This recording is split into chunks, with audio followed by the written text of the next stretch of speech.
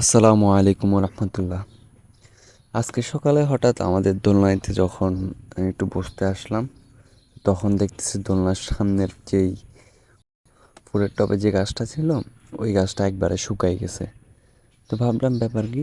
পরে একটু খেয়াল করে দেখলাম যে টবের পানি তো শেষ হয়ে গেছে। তো টবের পানি না থাকার কারণে গাছটা ডাইরেক্ট শুকাই যায়। তো একটু পরে আমি পানি দিব। পানি দেওয়ার পর 1 দিন বা 1.5 দিন পর দেখা যাবে যে গাছটা আবার আগের মতো হয়ে গেছে।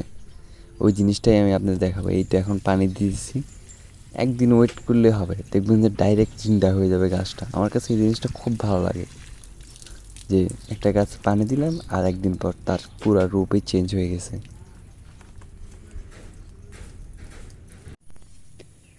এই দেখেন পানি দেওয়ার পরের অবস্থা, ডাইরেক্ট জিন্দা হয়ে গেছে।